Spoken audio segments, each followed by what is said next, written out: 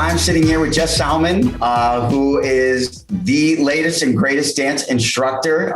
Jess, you were voted. Hundreds of comments came in, thousands of people looking around and wanted to vote you America's favorite dance cardio instructor. Congratulations. We're so glad to have you here. Tell me, what does it mean to you to get that kind of support?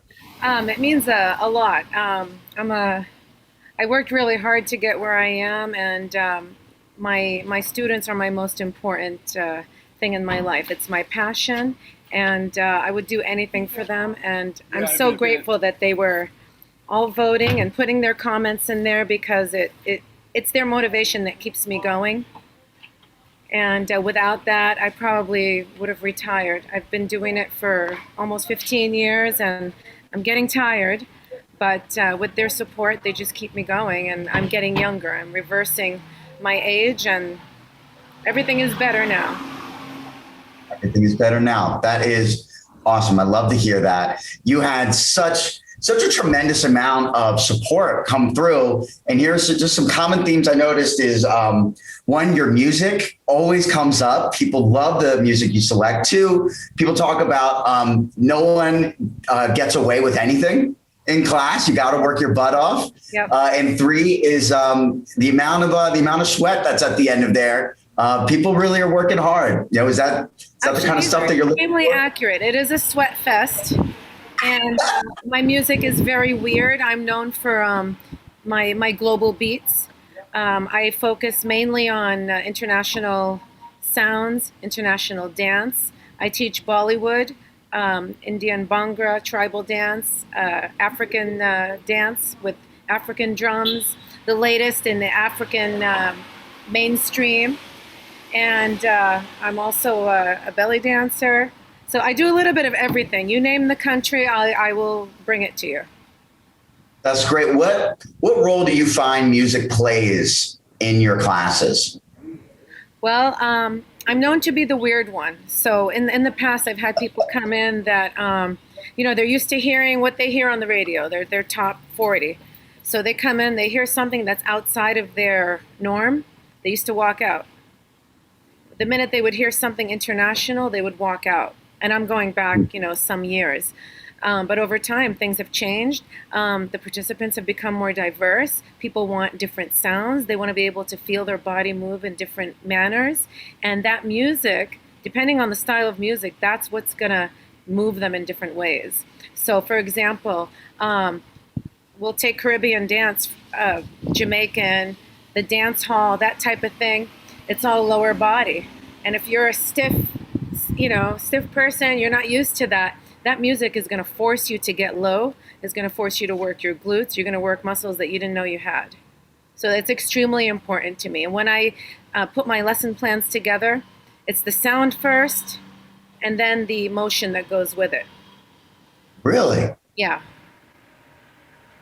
So you talk about a huge range. What makes you decide, hey, look, this class we're doing Jamaican, right? This class we're going to go African. Is that? I could be driving one day and I've got, I'll play a playlist called Missed Hits. I don't go with the latest and greatest. I go with what was missed. And I hear something, and once I feel a beat, I'm feeling it while I'm driving, while I'm ordering coffee in the drive-thru. Then I'll post on Instagram, guys, this Sunday, our vibe is Afro beats meets Bollywood, so it just depends on how I'm feeling, what my vibe is. And I'm forcing them to have my vibe. It's all about how I feel. That's great. I want them to feel what I feel. Well, I'll tell you, it's working. I'm looking, I want to bring up just a couple comments that people left because I think it's just so illustrative of the energy that you bring. We get dripping in sweat and smiles, so many different types of styles of music, just always keeps you motivated, learning new things. Best workouts for all sizes and shapes. I'm a big, beautiful queen. Love all her classes, always demanding and challenging no matter the level. And I've been dancing with Jess for many years, and she's helped me get to be where I am today. That's awesome. That's the kind of feedback you're getting, which is just great. Tell me about the first time you remember thinking about fitness, about your health, Do you think back all the way to the beginning for that? Oh yeah. I look like a little peanut now, but I started at 250 pounds. I was very heavy, and I was fit in my 20s. I'm 46 years old. I was kind of fit. I had lost 100 pounds in my teen years, but I wasn't toned. In my 20s, I became interested in working out and trying to improve myself, kickboxing, things like that, the cardio. And then, life changed. You get married, you have a kid, your body changes, life happens. So one day, it was a summer day, we had guests over, we went whale watching, took them out, and they take a picture of you, and then they sell you the photo. So when I looked at that picture, I was like, oh my God, I'm the whale in the picture.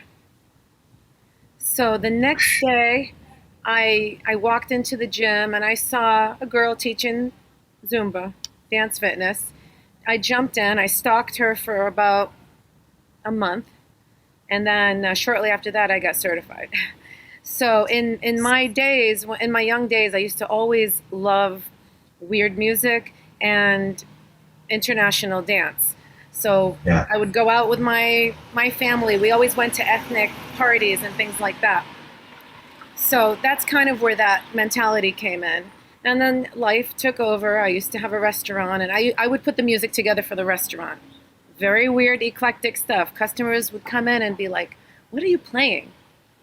So, it all goes hand in hand. Yeah.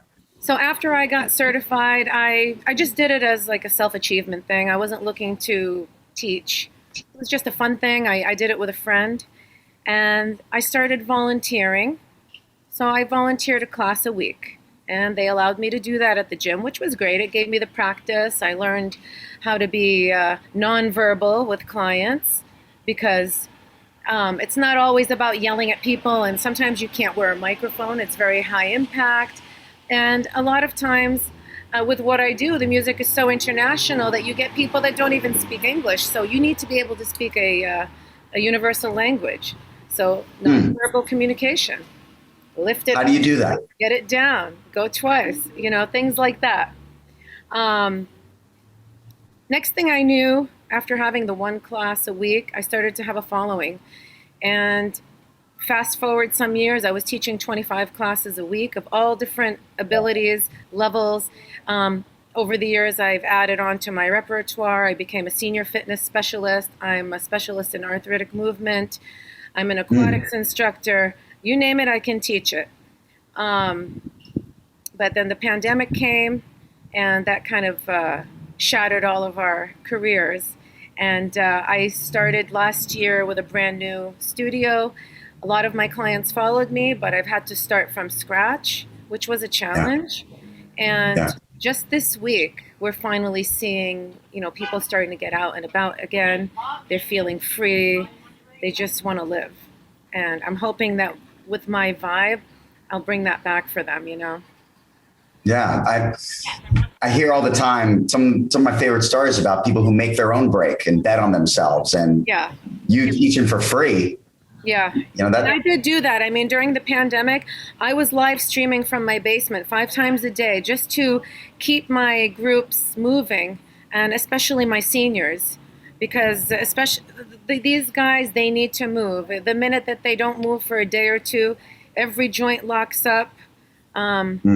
It's just not good. So I made sure that I kept them busy, and it let us see each other on a regular basis. I didn't take any payment for that. I just wanted to have them on there and keep them engaged. And it worked out pretty well. And they did enjoy it. They appreciated it. And it made me feel good that I was allowing them to not miss anything during this time when people were depressed and limited. Yeah. I mean, I think some of the people who voted for you are those people. I've lost 30 pounds through live stream only. Just since last year. Thank you for your energy, Jess. I love watching my mom take your classes on live stream. Thank you. Yeah. It's great. I want to ask what the role of dance was dance part of your life before any kind of fitness activity? Was that something No, it wasn't. came first? And to be Really? honest, I never even knew how to dance. I'd never been to a school dance. I grew up in a very strict household. I didn't know how to dance at all. I grew up in an ethnic environment. So we would go to our yearly fairs, our church or shindigs, things like that, weddings. And then most of the things that I do now are basically self taught. Wow. But I'm always enriching myself. So every year I'll learn something new, or I will learn a step from a new country, like Ghana. Ghana, for example, is they have a particular way of dancing to Afro beats. So I'll focus on that. Most recently, I've been studying Angolan dance, which led me to become the head coach here in the States for a company called Fit Kuduro. So I'm featured as their main instructor here, and I'm trying to make that brand more known and have people be aware of the sound, how deep it is. It's funky. It's motivating. So one thing leads to the other. And I've always been in love with the Bollywood dance because I come from a Middle Eastern background, so we have very similar sounds. Every country has something kind of the same, but not really. So, one thing led to another, and I'm known as the Bollywood queen in town. So it's There you really go. cool. It's really great. Where you go to learn a new Ghana dance style? Where do you learn Angolan I dance? mean, I follow people online. Yeah. Before the pandemic, I I would go to New York and take some workshops. Everything used to be in-person training. So if you find a specialty workshop, you jump on it. And I don't go where fitness instructors go. I would go to like a real dance-oriented workshop where real dancers would go. So, things like that. But these days now you can learn a lot of things online. There's all kinds of workshops. So it makes it more, you know, easier to access. What because you're so self-taught and you haven't had, I guess, what other people would call formal training. I mean, you're certified, of course, right? You've got the certifications, but a lot of people get into it because when they were a kid, they started, like taking classes from other Right. people. And I think it's really special to be such a beloved trainer when it seems like you didn't grow up with trainers that you loved. That's right. And it was a different time back then. We didn't have any of these options. What were gyms back then? They were machines and aerobics. And it wasn't until, finishing school and becoming a young adult, you start to become more exposed to what's out there. So, more cardio. I mean, the group exercise industry changed over the years. It's no longer Jane Fonda. There's so much. So, Yeah. every year you're going to find some new program out there. So we didn't have that stuff back then. What can you think of? Do you have aspirational trainers that that you think about when you're training? Is there any kind of influences that you draw from? Oh, absolutely. I mean, I even have a personal trainer. I work with a trainer, and we do basic exercises that focus on strength and core and things like that. But I take little snippets from what I've learned from my trainer, and I'll use them in a segment in my class. But they don't even know that. Yeah. So that's a very important thing. I'm always learning, and I'll use everybody as an example. What So you're in New Hampshire, Right. which is not historically known as a place that has a ton of global No. ethnic areas. I think it's 96% white. It is. How, what is it like do you feel alone in being the kind of person that teaches the kind of way you do? Actually, that's what my goal is. I want to be the only one to do what I do. And I want my people to come to me. So that's how I roll. I want to be alone. Yeah. That's who I There am. you go. Okay. What talk about some of your clients, when people are working with you, and because you're in such a group setting. It can sometimes take a while to get to know people one-on-one. What is your philosophy like when it comes working with your clients? Well, we'll get somebody new come in, and I can kind of read them when I meet them. I can tell if they like me or not. And if I feel that they don't like me, you can bet that that's the person that's going to be my pet throughout the entire class. So I'm going to make sure they're up front next to me. I might yell at them, and that's how I break the ice. Or what I'll Yeah. do is I'll do some advanced stuff. I don't start minimally and then have them progress. What I do is I throw them into the fire. I let them stumble. I let them say, "What the F?" And then I bring it down. And then I bring them back up again, and they're like, "Oh, I think I can do this."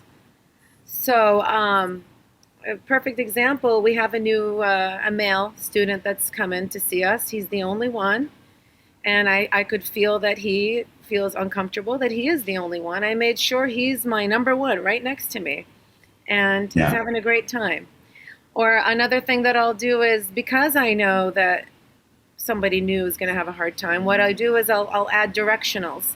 And I know that they're going to all go the wrong way. So I'll tell them, you'll probably go the wrong way. And if you crash, try not to, but if you do, you've made a new friend. So I jest a lot with them. I joke. And we are, in essence, a big family. So I dish it out at them, and they have to take it. They can't ever get mad at me. That's great. That's great. What talk about what's next for you. You're learning new styles. At this point, it sounds. Do you have a list of the number of countries that you can teach in? Do you have? I mean, is it 10? Is it 20? Like, do you know? Do you have more that you're looking for? Oh, I'll keep going. I mean, take Africa, for example. How many countries are in Africa? God, 60. Something like that, 58, 60. If I could learn all of them, I would love to. So is that what's next? When you think about, because you haven't, like you said, you're doing about 15 years. When you think about the next, you started with 0 and you're at where you are. How do you view the next 15? Well, the next 15, now mind you, I have people that have been with me for almost that long. So we are growing together. We're aging together. So now what I've been doing, and hoping that they don't notice, is I'm adding elements of joint mobility. I'm adding elements of the balance, flexibility, fall prevention, things like that. And it's surprising to see people when they come in, they just want to dance, but there's a lot of backlash that comes with it. You've got the sore knees, knee pain, things like that. So I make sure that I use targeted exercises. I'll make up a segment. They think like it's part of the dance. I might use a belly dance number, for example, where we're lifting our hip and moving the hip, but actually what I'm doing is I'm moving the sockets of the hip flexor. So it's a hidden exercise. Wow. For the people who take your class that are watching this, watch out. You're Mr. Miyagiing everyone over here. What I want to ask, so when you think about, you're obviously thinking about all these people in mind. How do you take care of yourself? You're teaching as often as you're teaching. Yeah. So right now I'm teaching 9 to 10 classes a week, and it's a lot. It is a lot on the body. Personal training on top of that. Yeah, and I am taking personal training. I've had more injuries than you can imagine. So the knees, the back, I've pulled muscles. I've fallen down an icy stairway minutes before class, and I still taught. I've taught with a broken tailbone. Tendinitis, I always have tendinitis, always teaching. But that's the point, is when you don't use it, you lose it. So unless I'm on my deathbed, I will be there for my people. And I've been on my deathbed. I've taught with 103-degree temperature. They had to kick me out. So as long as I'm well and able to do it, I'm going to keep doing it. But now, like I said, I've been adding all these extra elements for my people. So it's really a benefit for myself as well. So now we use foam rollers, we use little massage balls. I get them on the floor rolling out their calves. It kills. But all that's connected to the knees. So they leave feeling like oh, it's like I've had a massage. I feel conditioned. So I have to basically utilize my people in order for me to maintain my health as well. Because, I mean, we all tend to get lazy. If I'm at home, I'm at home. Right. So it's really a mutual motivation. So they need me Yeah. and I need them as well. What I mean, I'm and anything else about your story just seems so unique. It seems unbelievably unique. And I mean, is there anything, what other pieces of it, have we missed? I don't think we missed anything. I mean, it's pretty straightforward. It's not about me. So that's the most important thing. It's about my people. Again, they're my passion. And I just hope that I can keep continuing to do what I do for as long as possible. Yeah. Have, one of the things that has happened. So during the pandemic, you of course I mean, how did you adapt? You talked about the Zoom classes, just kind of in your basement. Was that just a way of being able to reconnect with people? Was there anything else that you were kind of thinking about during that time? Because I know a lot of the virtual thing became huge. Yeah, and actually, we are still virtual. And there are people, I'm very fortunate the studio that I'm working at now, they've transitioned to both live in studio and live stream. So there is still a good amount of people that are not ready to be out there. And I don't anticipate that until the fall. But, because the whole Zoom thing became a thing, it's also become a thing of convenience for moms, people that are working at home. Now they don't have to worry about driving in traffic or bad weather. They don't have to worry about childcare. So Yeah. I think it's there to stay. It probably will dwindle down a little bit, but for the most part, we're still here for you. And I'm actually glad that it happened because we didn't know anything about live streaming back then. We all kind of had to jump into it and figure out how the heck do I get my audio right? It's always choppy. You're on Zoom, so we struggled. And we're at a point right now where it is seamless, it's good quality, and nothing makes me more happier than seeing somebody tag me in a photo of their giant TV at home and me on there. So it's good. You think back to all the DVDs that we used to buy to do workouts at home. Don't rewind it. Just join me live. And if you can't make it, I'll send you the recording. I'll make sure that you're still working out with me.